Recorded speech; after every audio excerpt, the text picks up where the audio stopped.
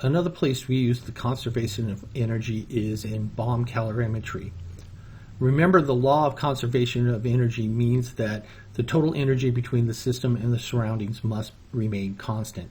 So that means that heat lost by a system is gained by the surroundings or vice versa. So this says that the Q of the system, the heat either being given off or absorbed by the system, is going to be counteracted by the surroundings, such that Q system plus Q surroundings is equal to 0. And remember, mainly we use this idea in this form, where Q system is equal to negative Q surroundings.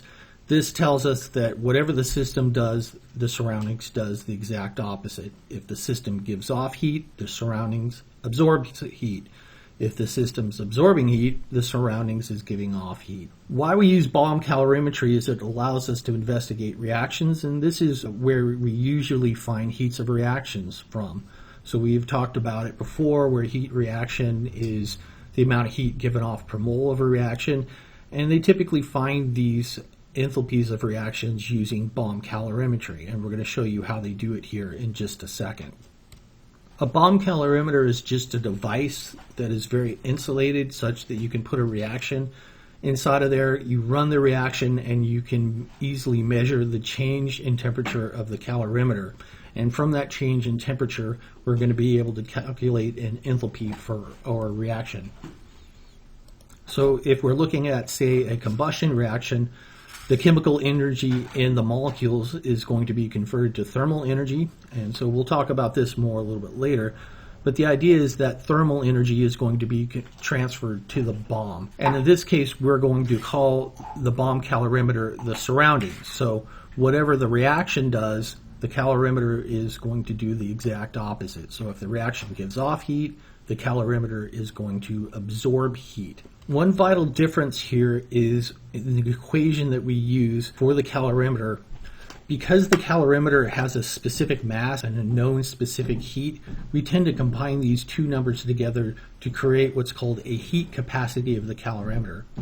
So normally we have the Q is equal to MC delta T equation, but because the mass of the calorimeter and the specific heat of the calorimeter do not change, typically what's reported is called the heat capacity of the calorimeter, and that's going to be in joules degree C. So all we need to do is run the reaction and measure the change in temperature of the bomb calorimeter, and from that, that's going to allow us to get to an enthalpy of reaction. So here I take 1 gram of octane, and I'm giving you the molecular formula of octane, and I combust it in a bomb calorimeter, and the bomb calorimeter's temperature rises from 25 to 33.2 degrees C. The heat capacity of the bomb is given. That's actually provided by the manufacturer when you buy the bomb calorimeter. And what we want to know is what's the Q of the reaction, and more importantly, what's the enthalpy of this combustion reaction. So here I'm going to solve the problem a little bit differently. Sometimes in chemistry there's multiple ways of solving a problem. Here I'm just going to find out what's the Q of the calorimeter. And so that's going to be equal to the heat capacity times delta T. Heat capacity was given. Remember, delta T is T final minus T initial. So this is our final temperature of the calorimeter. This is the initial temperature of the calorimeter. When I plug those numbers in, we get that the calorimeter has absorbed 6.86 times 10 to the third joules. Remember, I don't want information about the calorimeter, I want information about the reaction. And we know that Q reaction is equal to negative Q of the calorimeter. So we've gained information about the calorimeter. We're going to use that to find information about the reaction. And all we need to do in this case to find Q reaction is to change the sign on the Q calorimeter. So here Q reaction is actually equal to negative 0.86 times 10 to the third. So that's telling me my reaction is giving off heat.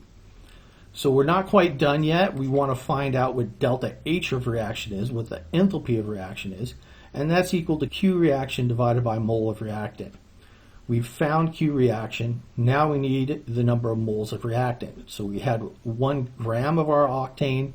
We used the molecular formula to find the molecular weight. Gram divided by molecular weight gives me mole. So I plug these numbers in to this equation. Q of reaction we found, mole of reactant we found. We divide one by the other, and we get that delta H of the reaction is negative 7.82 times 10 to the 5th joules per mole.